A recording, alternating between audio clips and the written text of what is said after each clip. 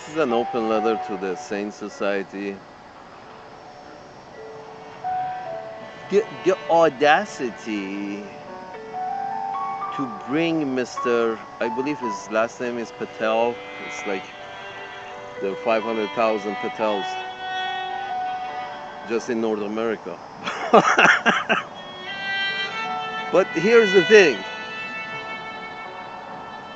the audacity to bring out Mr. Patel as the spokesperson of I don't know, State Department, the Foreign State Department, or I think maybe White House. I'm not sure. Mr. Patel is the spokesman of a very, I think it's the State Department. And Mr. Patel is a round, brown skinned boy who, grew up as probably in North America. And you're thinking to yourself, or was born somewhere else and moved to North America. But you're thinking to yourself is the audacity of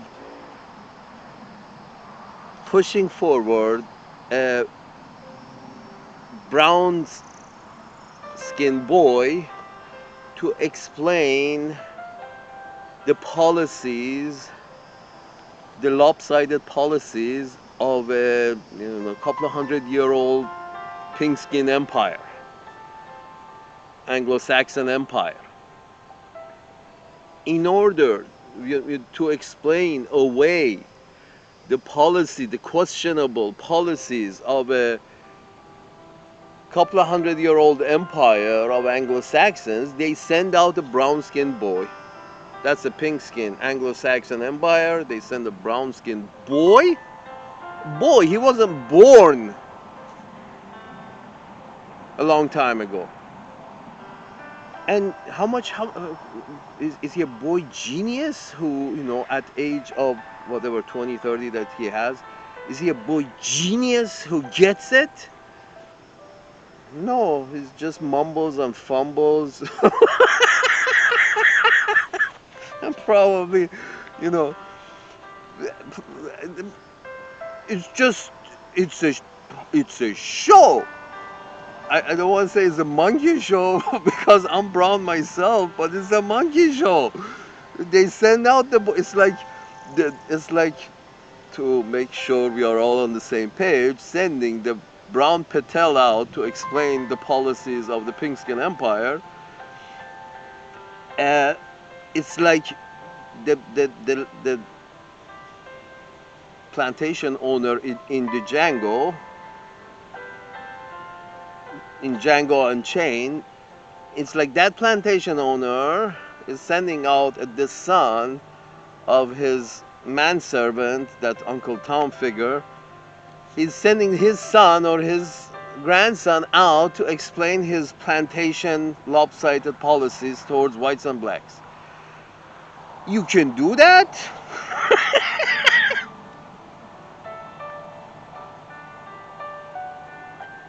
Salute.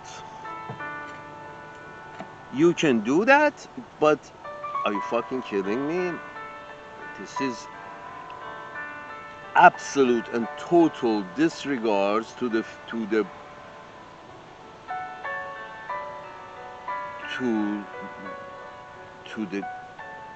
to the intellect of the masses, to the existence of the masses. This is denial of the existence of the masses. When you send out a boy to explain very difficult policies, it's like you have zero respect for the masses and their opinion. Maybe you have some respect for the masses because that's why you're elected, that's who has elected you, but you have total disregard for their opinion.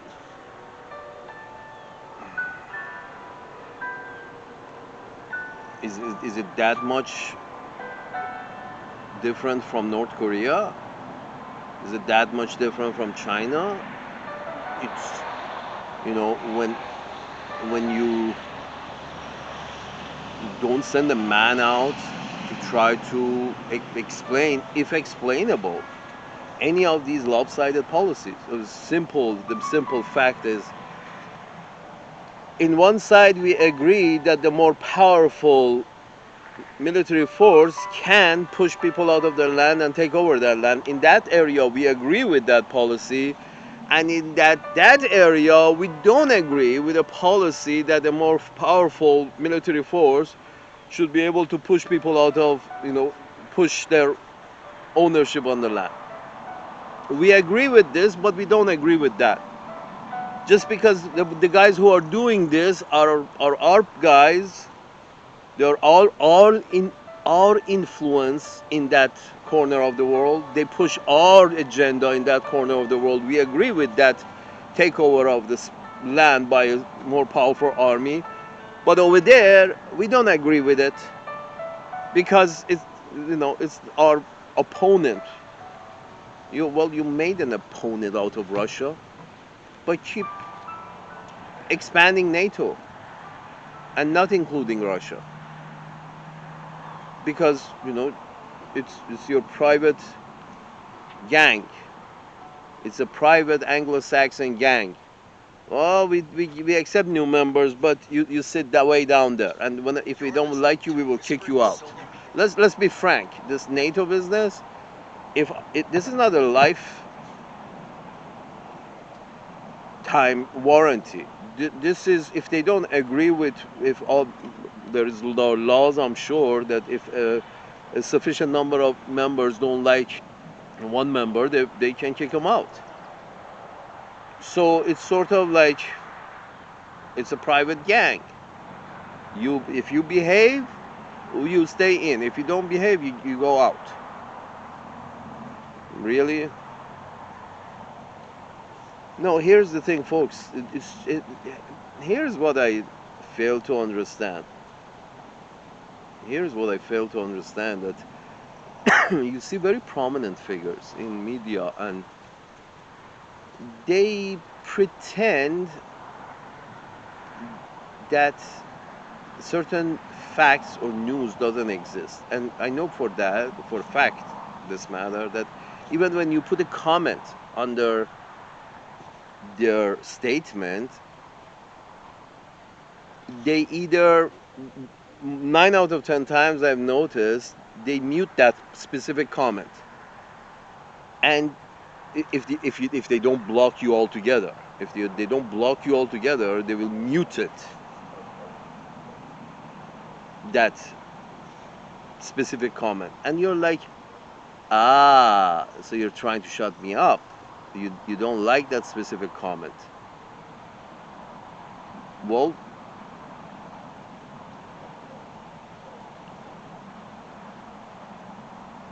if you have an answer, that would be great. But if you don't have an answer, then muting the idea is a little selfish. You see what I'm saying? It's sort of like, no, I don't have an answer for that, but I also don't like to see the fact. Okay?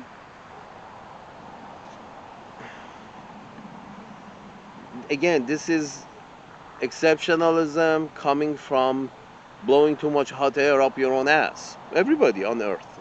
Everybody. There's too many with too much firepower have blown too much air up their own ass. Do we have any misunderstanding about that?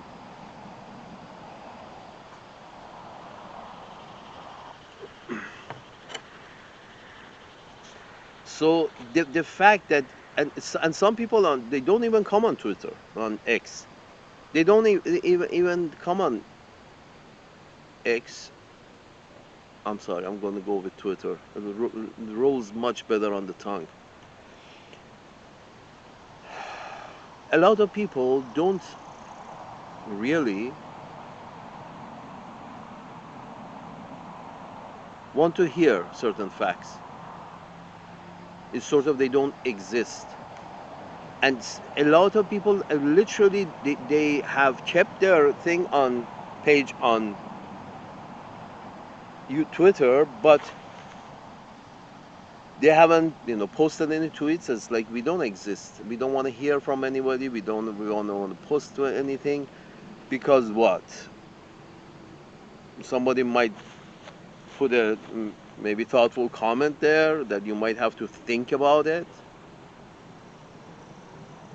The unthoughtful comments are mostly, humorous. I enjoy them because they're mostly humorous. But you really should want to not only read the thoughtful comment yourself, but also leave it there so other people would come and see it as well. So they can judge. But the problem is, since they did away with the, fairness law in North America, stating that, each of these news organization can be as partisan as they want, they like. I mean, yeah, they took out NPR's information and found out like 99% of people who work at NPR are, you know, Democrats. Yeah, I'm sure. Like 99% of the personalities working in Fox are Republican. This is what I'm saying. So, even in NPR is this really is a government news organization because it always agrees with the government as long as the government is democratic of the Democratic Party. Anyway, now here's I'm sorry, this is just how it is. I don't care one way or another. Salute. So, but the idea, the insult to intelligence that is Mr. Patel, that the plantation owner has sent out the manservant's nephew or manservant grandchild out to the front of the plantation to explain his racist policies, his colonial policies to the natives, to the slaves. Ah, you know, you gotta love the imagery of that. So, but of course, nobody has any respect for Mr. Patel, and that's the whole point. No respectable man would step in those shoes trying to explain the unexplainable. Hey, we have these policies. Yes, we know these are colonial policies, but we like them because they work in our interest. Any questions? Well, I thought we agreed that colonialism was wrong. I thought we agreed that you should try to keep your sphere of influence close to home with your neighbors. We agreed that's a good idea. But but you said globalism. Okay, fine, globalism. But how come then you fund very racist ideas, very exclusionary ideas at the fringes of the empire? You're trying to be exclusive at the center of the empire. Fine, thank you very much. That was working great. Why are you trying to push inclusivity at the edges of the empire? Why financing the Nazis? No, sorry. The ultra nationalists in Ukraine. Why fund the ultra nationalists in Ukraine? You didn't have, if you didn't have any beef with Russia, why would you care to finance the ultra nationalists or just go and have a chat with them, shake hands with them, the very nationalist Ukrainian? Why? Things were going okay. Why expand NATO? Russia didn't want you to expand NATO, but you did expand NATO. So the action is on the pink skin empire side. Russian attack was the reaction. Hey, you're getting too close. Apparently you don't understand when we say stop. We have to actually get fighting, kill a whole large number of people before both sides understand that, stop means stop. Don't expand NATO. Somehow, they send out Mr. Patel to explain away why NATO expansion is so important. A brown kid from India, or one generation away from being from India, is trying to explain Anglo-Saxon uh, imperial ways to the masses, to the reporters. And the reporter is 3 times the age of Mr. Patel. The reporter is like 80, 70, and Mr. Patel is 25. And this 25-year-old or 35-year-old, very, is trying to explain. Are you fucking kidding me? It's either a woman to, try to distract with looks and hair and lifestyle and whatever, or it's a boy. I guess they tell Mr. Patel to, shake your ass if necessary. Try to distract them.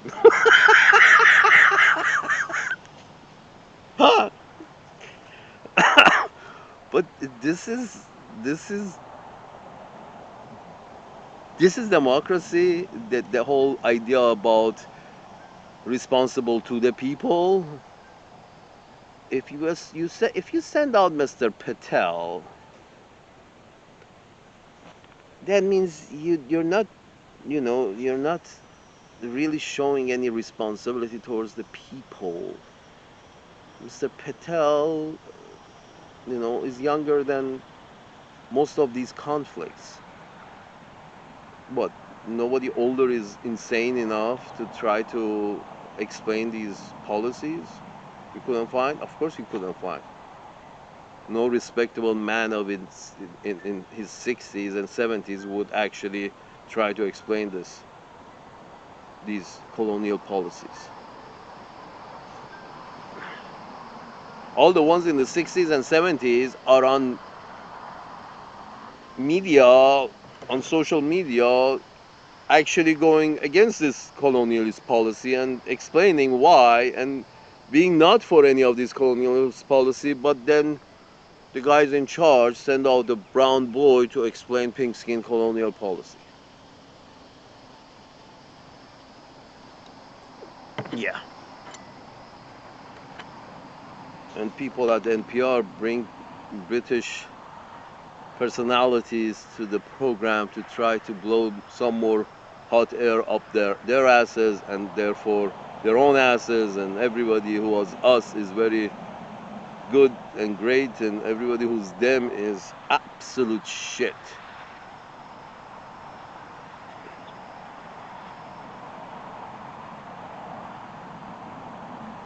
I'm sorry, but this is, if you're looking for globalism, it doesn't make sense for you to push nationalist ideas. And nobody can deny that the people in Ukraine, those who started, then by now I have a feeling all the people who were very nationalist in Ukraine are dead now. The reason they have to grab people who don't want to go to fight, grab them and force them to fight, is because all the ones who were very ultra nationalists are now dead. Now they have to grab people who never wanted to be ultra nationalists. They were fine with their Russian neighbors. Now they have to pull those ones out and fight. Are you kidding me? Why? No, no. They deny that. No, we didn't fund Nazis. But yes, they had to change the law in order to be able to fund Nazis. There was a law, apparently, an old law that says you cannot fund any organization that has any Nazi connection. They actually changed that law, took that law out before they started funding some Ukrainians who were not at all Nazis. They were ultra nationalists. Why? Is, not clear why. If you're pushing for globalism, you want to create more harmony. You don't want to fund bad ideas like nationalism. If you're planning on globalism, not by force. But if you're planning a globalism by making everybody start fighting everybody, destroy the whole planet, then make it your own world, are you kidding me?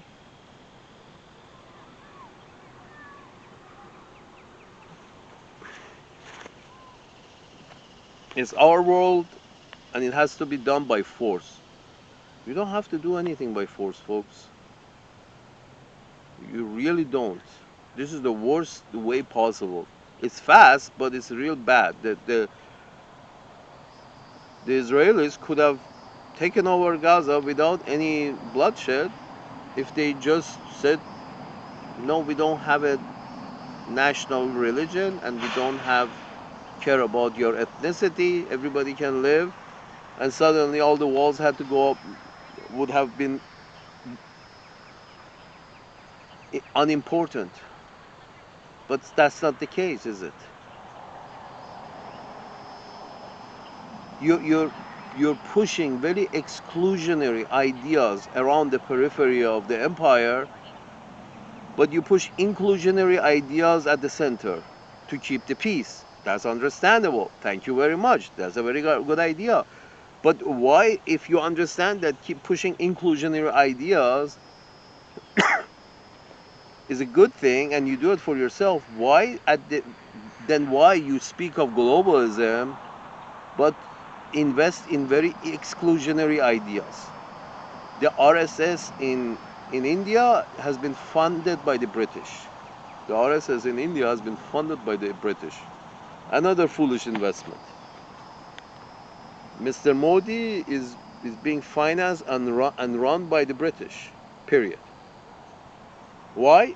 You can tell that clearly from suddenly having a very good relationship with another ex-British colony and current pink skin colony in Israel.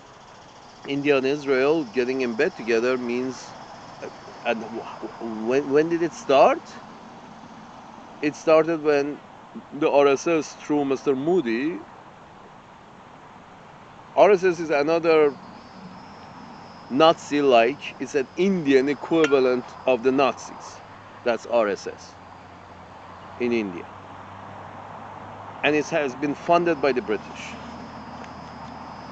Believe me. So my point is this, that I'm sorry, the British, the Anglo-Saxons, North Americans and the British keep funding very exclusionary ideas around the world. Some covertly, like the RSS, and some overtly, like funding the ultranationalists in Ukraine. Why? This is what, when you look at it, you see that, okay, so who's coming up with these ideas that we should create division over there by promoting exclusionary ideas, such as ultranationalists in Ukraine, and such as the Israelis with their ethno-religious apartheid state. Like, you can't actually put any other name on it. It's like they have parted the land. They said the brown folks moved to that side, and the Europeans and North Americans moved to this side. And most of the brown people have to be on that side because there's too many of you. Are you fucking kidding me? You're promoting these kind of racist, exclusionary ideas. Like, one of the NPR reporters, I read in her, as a title in her Twitter, it says, "Proud Taiwanese." Sort of like, that's another exclusionary, exclusive idea that's being pushed in Taiwan. That you're different from China. Fuck you. Are you serious? It, it here's the thing. The Taiwanese woman sees herself as closer to her pink skinned friend as she sees herself closer to another yellow skinned person who speaks the same language, who happen to speak the same language and share the same history. Then there's a problem. There's a problem of in that the problem is investment of a lot of money and funds in advertising exclusionary ideas in the places that are at the edges of our empire. As an Anglo-Saxon empire, we want to push inclusivity at the center of the empire and all the places that is under our control. We want to push inclusivity, but at the periphery of our empire, we want to push exclusivity. Exclusive Ukrainians over there, and exclusively for the Israelis over here. Although, why? And no one can deny exactly this is what's going on. Yes, the NPR reporter can mute a comment, they can delete a comment, they can block you. Yes, they can do all of that. And this is the Sane Society. The insane society in Fox and MSNBC. Even the Sane Society doesn't want to hear certain perspectives. Like, and they consider themselves intelligent, and you're like, this is clear. This is in your face. It's so in your face that you have to mute it because it leaves a bitter taste in your mouth. It's like, yes, it does. But if you are true to self, you should not block anybody, or you should not mute any comment. If you have an answer, if you have the time to write a statement, make a statement, you have the time to respond to all the comments, even the ones that either delete your own statement because now based on a few of those comments your statement is absolutely untrue based on a few of those comments and facts available on the internet. Based on those facts, now that your comment is irrelevant, it becomes a lie, then you should delete your comment. But many, they don't. It's like they don't. I'm not going to delete what I said. I'm just going to mute the facts that are in disagreement with what I just said.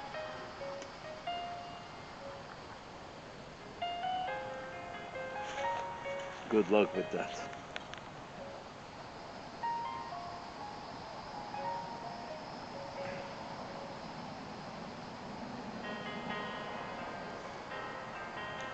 I'm sorry, it's embarrassing every time I see Mr. Patel. I feel like I'm looking at my son.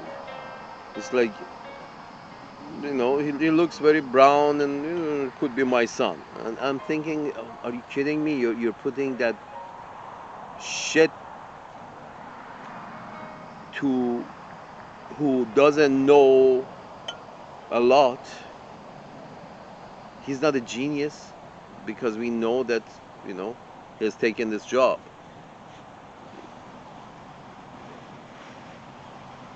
Why such a disrespect towards the people by having him try to explain the plantation policies to the slaves?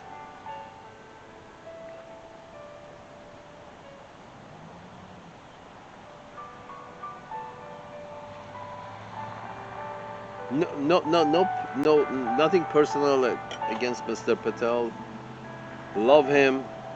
As I said, I look at him as like my son. But this is not his place. This is absolutely not his place to try to explain the policies of the Uncle Sam and Elizabeth's empire. Are you fucking kidding me? The slave boy has to explain the policies of the plantation owner. Salute.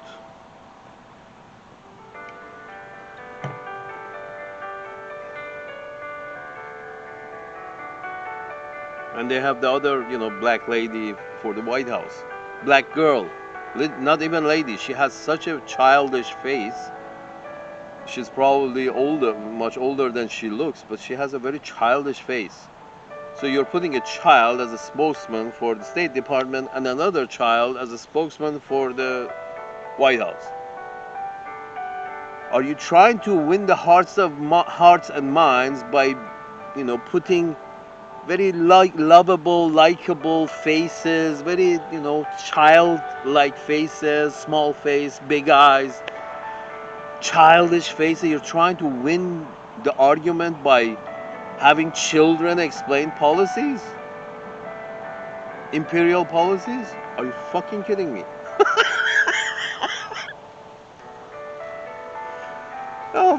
No, I mean, if things going this way, they will literally bring the 15-year-old son of the actual, State Department Secretary of State. They will actually bring the 15-year-old child of the Secretary of State to sing and dance and try to explain colonialism to you. And how we did colonialism but called it globalism.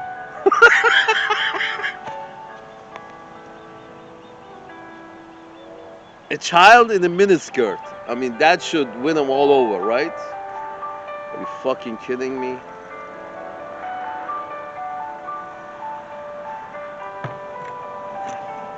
That's why Mr. Roger Ailes had his women presenters do a twirl in front of him to see if he gets a hard on. If he gets a hard on, you're hired. that's that's making news. Hiring prostitutes, both men and women, to deliver news for you the way you like it. Deliver the kind of news that you like, as Mr. Roger Ailes. And speechless.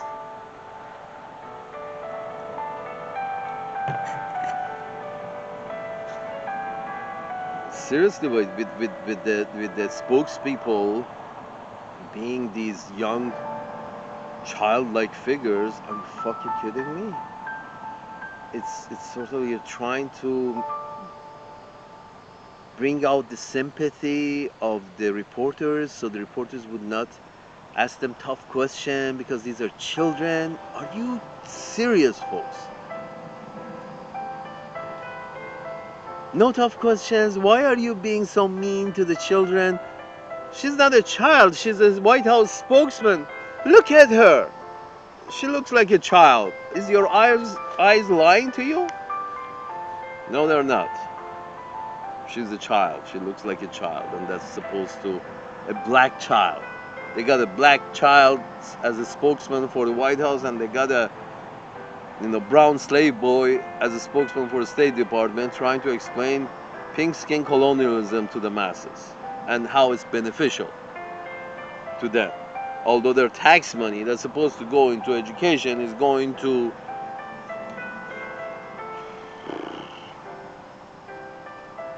expand the empire or maintain the empire.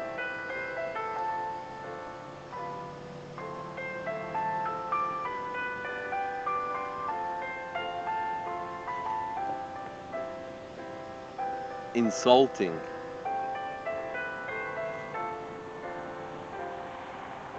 Insulting to see these childish figures trying to explain shit to you. Shit that you know is wrong. It's like, if you open any book, you can see that it's wrong what is coming out of their mouth. But they're expecting nobody to have any books? Or come on, all the information is on the internet. I'm not sure why these folks think they can sell any of this.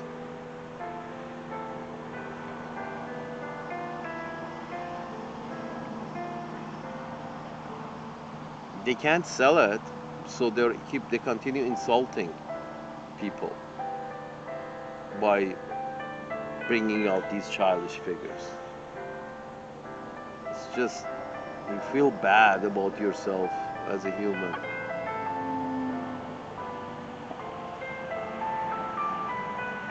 because of lack of the intelligence that the other human beings are showing. You feel insulted. But it's just, comedic.